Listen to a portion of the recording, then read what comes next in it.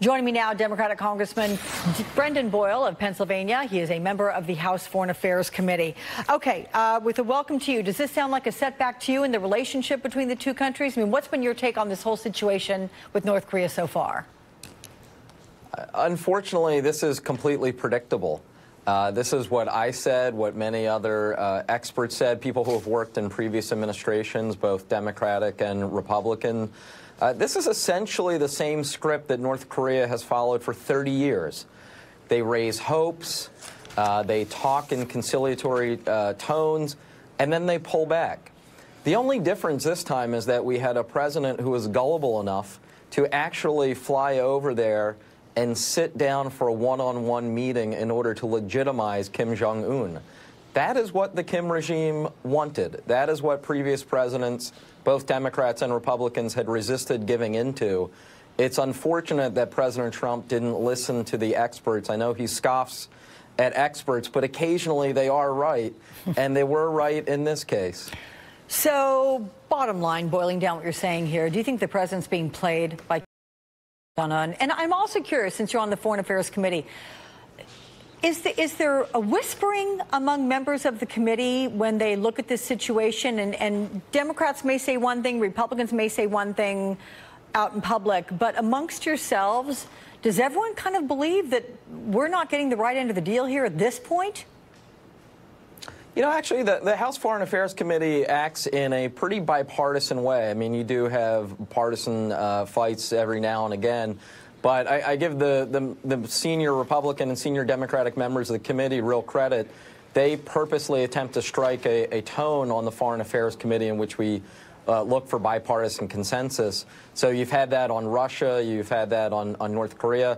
I don't think any member of the Foreign Affairs Committee that I spoke to, and I have a number of good relationships on the other side of the aisle, I don't think anyone was really optimistic that this was going to be a breakthrough. Sure, we would like to think that it is possible and hold out that hope, but we were also, quite realistic too. It was really only President Trump kind of out there on the limb, thinking that somehow this time might be different.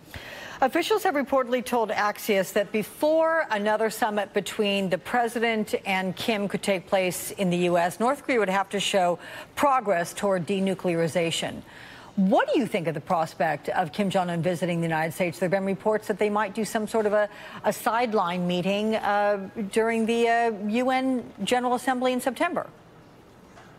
So let's take a step back for a second. What exactly did we get out of Singapore? We got nothing. We didn't get an agreement. We got a vague statement where North Korea reiterated previous promises. We know what North Korea got. They got the status of a bilateral meeting, something that they've sought for decades. They also got the United States surprise to announce that we would suspend the sort of cooperation that we had in the upcoming military exercises that we had with South Korea. So the North Korean side got those two things. We didn't get one thing. Why would we want to continue going down this road and now give Kim Jong-un the benefit of a meeting with the president in the United States unless we get something to show that this isn't just some sort of game in which we're being played, which right now clearly appears to be the case? I want to quickly get to what's happening. The NATO meeting in Brussels this week. It happens the president leaves on Tuesday after announcing his pick for the Supreme Court on Monday night. I want to have you listen to what the president said about NATO this week. Here it is. We're paying for anywhere from 70 to 90% to protect Europe, and that's fine. Of course, they kill us on trade.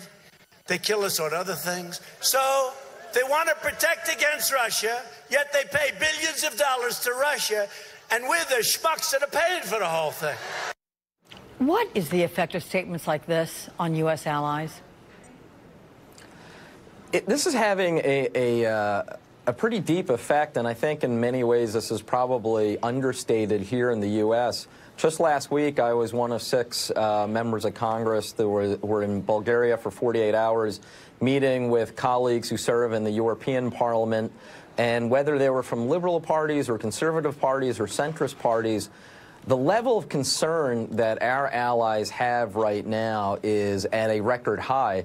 And if you think about it, we essentially built the post-World War II order.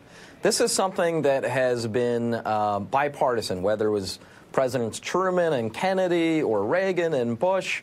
The idea that the U.S. would lead the West, that we would lead NATO, that we would be a bulwark for freedom and human rights against Eastern aggression from the Soviet Union and now Russia, that was a bipartisan foreign policy consensus. Along comes President Trump and is completely upending that. And it is disturbing. I am very worried going into this week's NATO meeting, the fact that he is then sitting down for a one-on-one with Putin in Helsinki immediately after the NATO meeting. If we have a repeat of the performance at the G7 summit, there could be real consequences, especially for Ukraine and our NATO allies in the Baltics. Democratic Congressman